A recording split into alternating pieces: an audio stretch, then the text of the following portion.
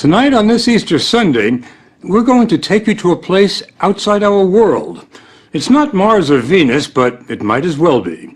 It's a remote peninsula in northern Greece that millions believe to be the most sacred spot on Earth.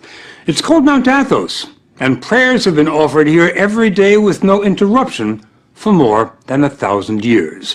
It was set aside by ancient emperors to be the spiritual capital of Orthodox Christianity, and has probably changed less over the centuries than any other inhabited place on the planet. The monks come here from all over and do everything they can to keep what they call the world far away. Not surprisingly, journalists are not exactly welcome. For more than 2 years now, we've been corresponding, negotiating, and frankly pleading for an invitation, but ran into one monastic wall after another. Then, much to our surprise and delight, a few months ago, the monk said, "Okay, come see who we are." The story will continue in a moment.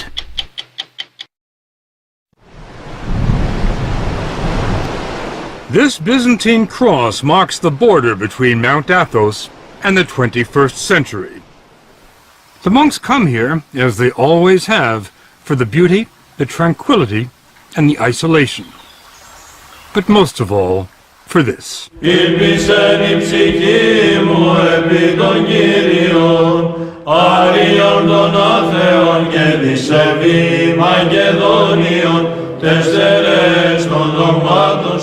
Father Iakovos is one of the few Americans on the mountain.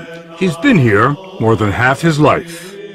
You have to understand the words that we're saying in today's liturgy are the same words that Christ was saying, the same words that saints from the 1st century, the 2nd century, the 3rd century, the 4th century.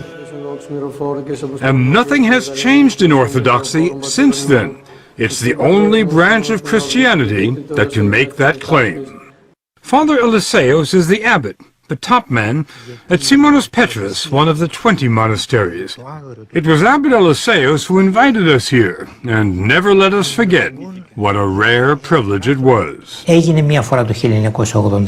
It happened once, in 1981. The last time you invited a television crew here was 1981. Correct. We weren't going to invite you, but your persistence convinced us to open the door.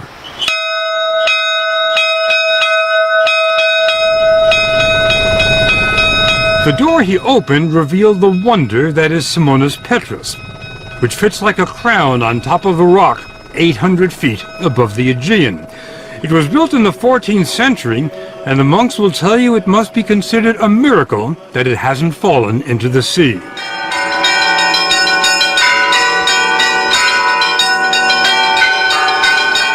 There are 20 monasteries on Mount Athos. Some look like medieval fortresses. Others are so large they resemble small cities. They rise from virgin forests and line the coast, shrouded in mist.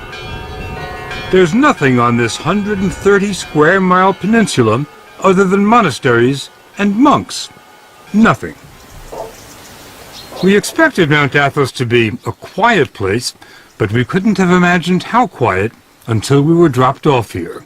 The silence is only broken by the occasional tapping on a chiseled piece of chestnut. It's a call to prayer, and it started being used here before there were bells. Οι άνθρωποι που βρίσκονται εδώ έχουν ένα και μοναδικό σκοπό. The monks here have one goal, and that is how to get closer to God. Father Serapion wanted us to understand that there is no place on earth closer to heaven than Mount Athos. Μόνο πάνω από 1000 εκκλησίες κάθε μέρα κάνουν θεία λειτουργία. Every day, 1,000 divine liturgies are celebrated on the peninsula. Είναι μοναδικό. It's unique in the world and in the Orthodox Church. Exactly what makes it unique. Ο απόλυτος τρόπος της ζωής των μοναχών. It's the absolute way of life of the monks. It's a Spartan way of life, but all the monks we talked to said they never want to leave, not even for a day. So they try to be self-sufficient. They grow their own fruits and vegetables, do their own tailoring, and when they get sick, there's an in-monastery doctor, Father Imolaos, who's not very busy because the monks are in excellent shape. There's remarkably little cancer, virtually no heart disease or Alzheimer's. They must be doing something right in addition to drinking wine at 9 in the morning. They eat 2 meals a day. There's what they call the first meal, which lasts 10 minutes, and the second meal, which lasts 10 minutes. There's no meat and no dinner table conversation. The only sound, a monk reading from sacred texts. We were surprised by how busy the monks are. When they're not praying, they're working. Father Theodosius, born a Lutheran in Germany, is a mechanical wizard who has given the monastery continuous electricity and occasional hot water. Many Christians in the world, they are looking for the original church, you know, for the ancient church. Do you think this is the closest to the original church? Yes. When you come to Orthodoxy, you will see it has everything you ever sought for. Father Averkios takes care of the ancient footpaths here. He clears the trails. We went with him on what was for us an exhausting hike on the hills above the monastery. It wasn't tough for him, though. He says that after decades of roaming the world, this is his path. I've been to many places. Tell me where. From Switzerland, of course, from Sweden, Finland, Spain, Portugal, Singapore, Australia, and Texas. Texas. How did you like Texas? I liked very much. I liked mostly the people. Now, with all the traveling you've done, how did you end up here? I was searching for a way of life. I can give all of myself to that. And I think the God of Jesus is above all the others, money, lifestyle, even family. The family at Simonas Petras consists of 54 monks from 8 countries. Father Yakovos came here 25 years ago from Winthrop, Massachusetts. This is about as beautiful as it gets. I think so. He took us on a tour of the monastery. It'd be tough enough to build a monastery on top of a rock today, but how did they do it in the 13th century? You know, that's something which even modern-day architects are amazed at. When the workers came and saw the site where St. Simon, the founder of our monastery, wanted to build, they looked at him and they said, "You're crazy." Are you crazy? Of course. So being crazy was not a bad thing. No, not at all. Now back then, how did you get stuff up here? We have mules. It takes 15 minutes to walk through the monastery into the sunlight.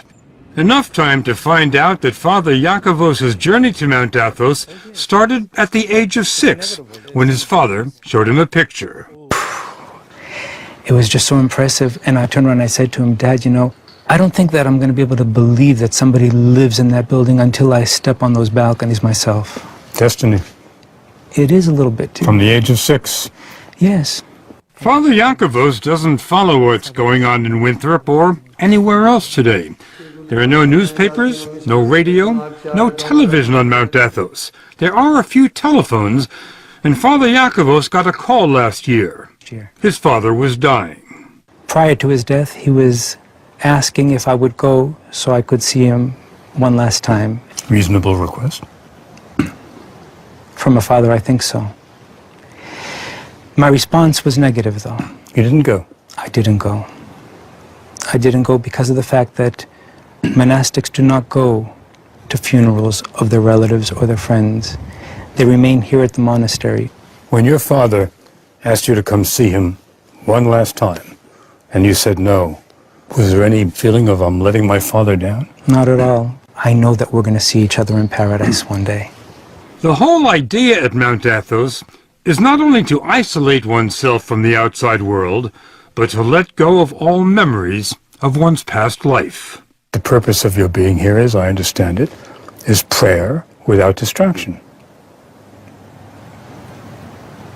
I'm not being distracted now.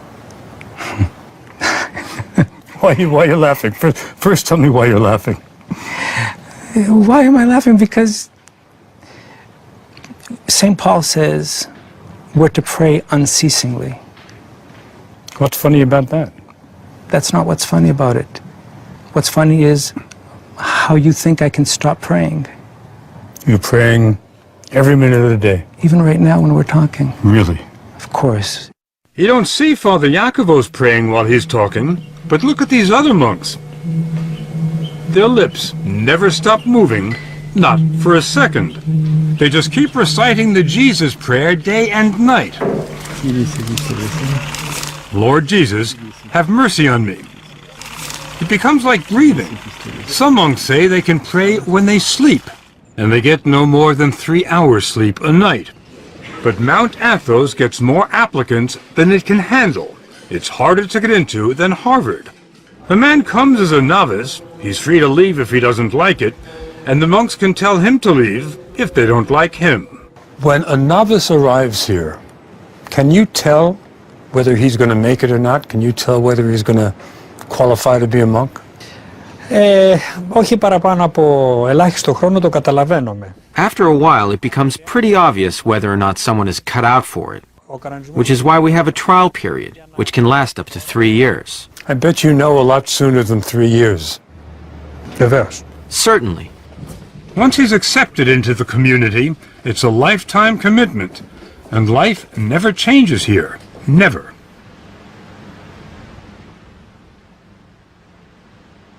Every day at 3 in the morning, a single bell rings, informing the brothers that it's time to stop praying on their own and start praying in church. On a typical day, and every day is a typical day, the services last 8 hours. The monks say it's an 8-hour conversation with God, a dress rehearsal for eternity. And remember, this doesn't only happen on Sundays, it happens every day, 365 days a year. A monk never gets a day off. This is the Divine Liturgy, the life of Christ, celebrated by men whose only passion is to move closer to Christ every day.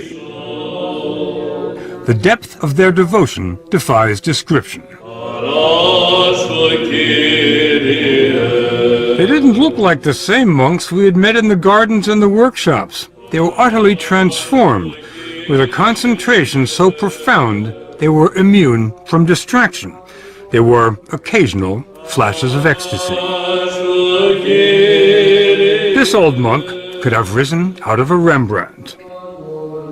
Βούλομεουν προσεύχεστε τους άνδρας εν παντή τόπο.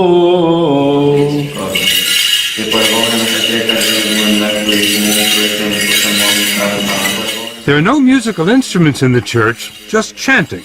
Chanting without end.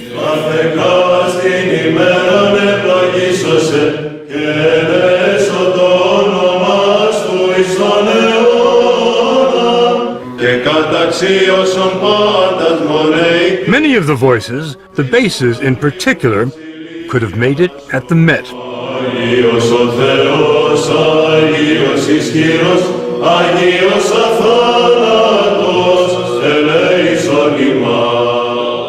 We didn't understand the words. We didn't really have to. This phrase we knew.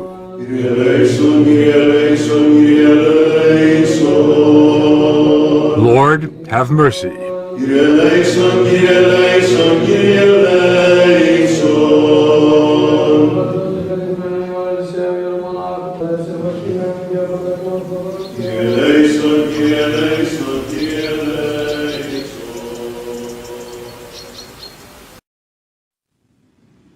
The most miraculous thing about Mount Athos may simply be the fact that it's still there.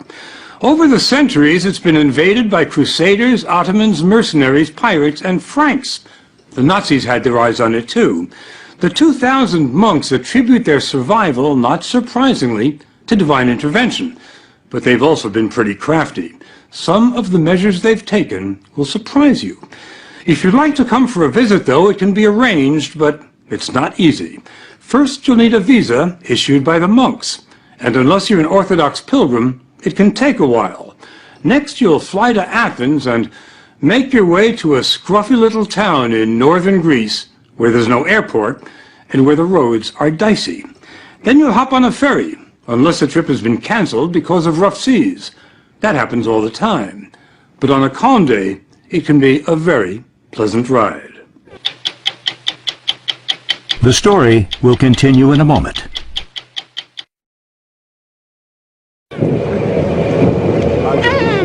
The monks will tell you it takes years of prayer and soul-searching before they're ready to leave the world for Mount Athos.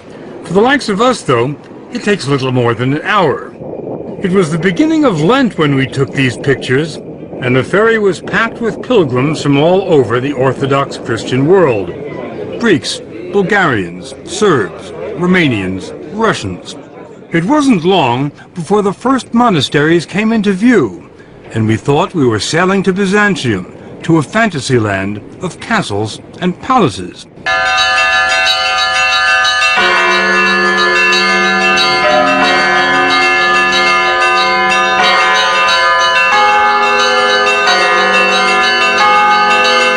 We were headed for Vatopedi, one of the oldest and largest monasteries on Mount Athos. It had the feel of a medieval city.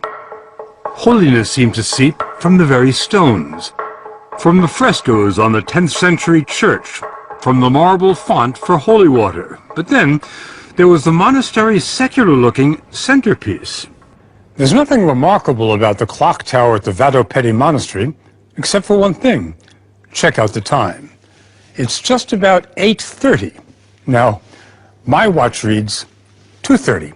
That's a 6-hour difference, and there's nothing wrong with their clock or with my watch. It's because the monks on Mount Athos keep Byzantine time. The day starts at sunset, not at midnight. The monks measured time this way during the days of the Byzantine Empire. That's the Christian empire that followed the fall of Rome, and that's the flag they still fly here. How long ago did the Byzantine Empire fall? 1453. 1453. That's a well-known fact. Well, it wasn't to us, but to Father Serapion, 1453 is the day before yesterday. This peninsula is the only place in the world that still keeps Byzantine time. Κρατάει αυτή την ορολογία. It has maintained this time for some 550 years. It was harvest time when we arrived, and dozens of monks were hard at work in the olive groves on the hills overlooking the monastery. That's where we ran into Father Nicandros from Melbourne, Australia. This place looks like a summer resort, like a holiday resort, like a retreat, but it's not. It's an arena. It's an arena? Yes. What do you mean? The unseen warfare. Unseen warfare? That's right. What does that mean? To fight against the angels of the dark side, you see, of the demon, of the devil, Satan. The battle against Satan and the dark side is waged here every day. The spiritual leader at Vatopedi is Abbot Ephrem. Here, the life of Christ is experienced in a genuine way. And this doesn't happen in many other places in the world. What I'm talking about is the art of salvation. It just so happened that while we were there, the monks celebrated an elaborate 7-hour vigil, and the church was packed with pilgrims. It's held once a year to honor the archangels Gabriel and Michael. According to the Bible, Gabriel and Michael led the army of angels that expelled Satan from heaven.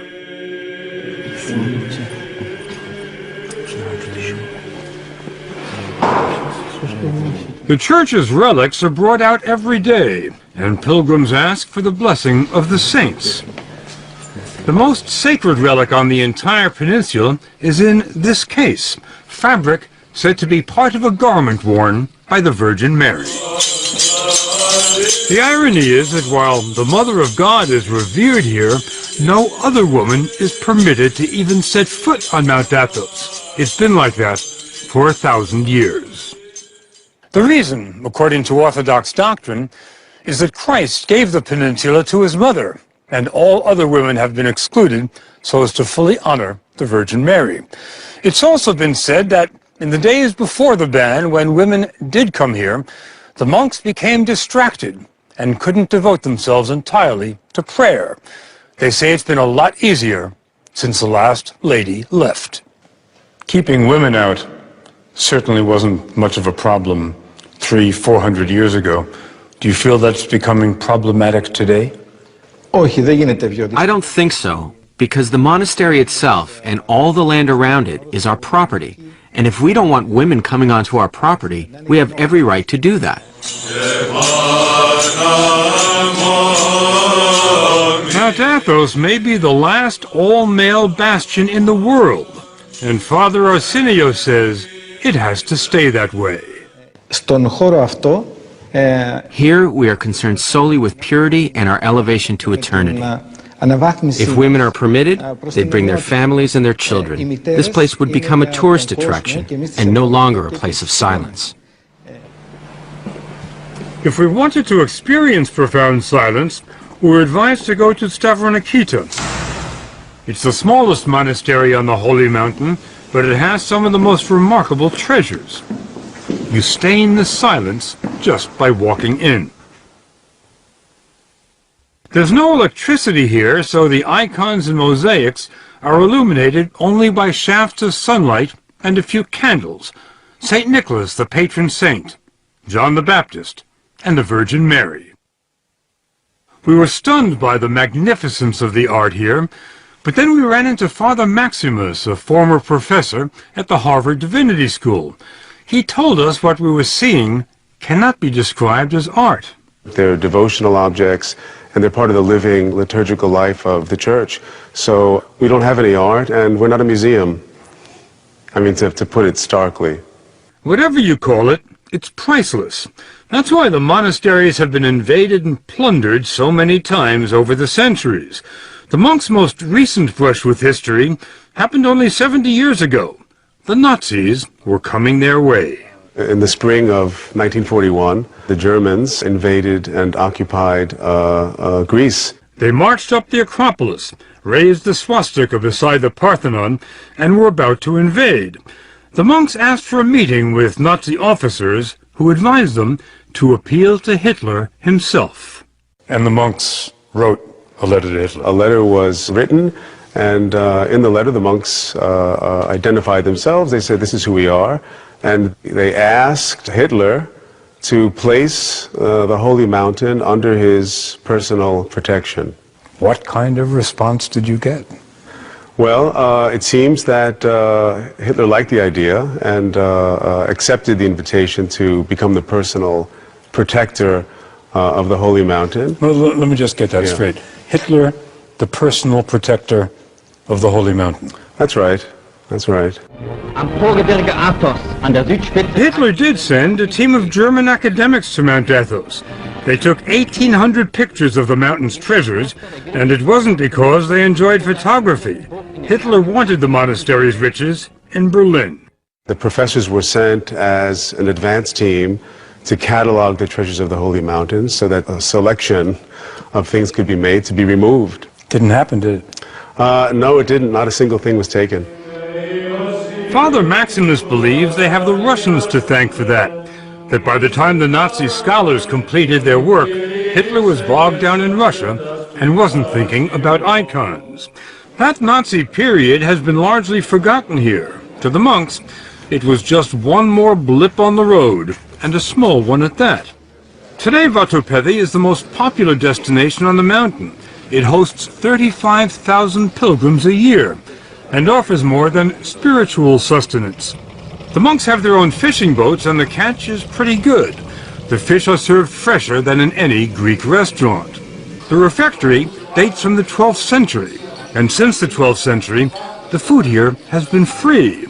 Vatopedi has been supported by rich benefactors, emperors, princes, kings, and today, partially by pilgrims with deep pockets, who commission icons in the making.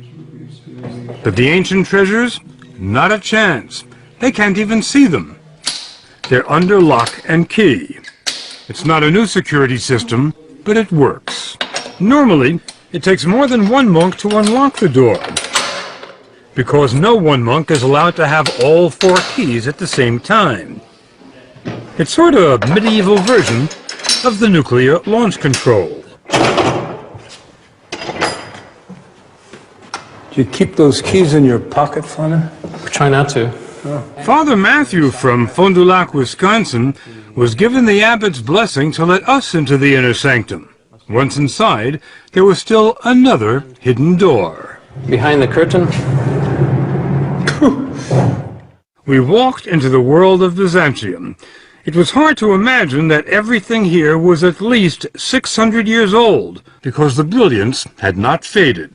There are almost 4,000 icons stored in this monastery alone. Oh, wow. The highlight? A 14th century icon of Christ. Every monk will tell you the sole purpose of life on Mount Athos is to get closer to Christ every day. And they say total union with Christ is only possible when they leave this world. Πρώτο πράγμα που κάνει ένας μοναχός είναι να αγαπήσει το θάνατο. The first thing a monk does is embrace and love death. Embrace and love death. Γιατί ο θάνατος... Because death is the ticket to the other life. Without a ticket, you can't travel. Where do you get the ticket? Εδώ, στη ζωή αυτή. In this life. That's what we do each day. We prepare for death. Για το ταξίδι μας προς τον ουρανό. And we are joyful about our journey to heaven. Right. Father Matthew offered to take us to the transit point between this world and heaven. When a monk dies, he's buried until there's nothing left but bones. Then he's brought to where every monk who's ever lived here ends up, the ossuary. Any idea how many skulls there are here? Thousands. I'm not sure how many thousands. Any idea how far they go back? The ones here would be to the 16th century. When you look at the ossuary, what comes to mind? Mostly I see that this is where I'm going to be. I always like to say these are my future roommates. There was nowhere for us to go from there. So we headed back to the mainland. The monks invited us to come back any time. And if we do, or if our grandsons or great-grandsons do, after 10 days here, this much we believe. Mount Athos will not have changed at all.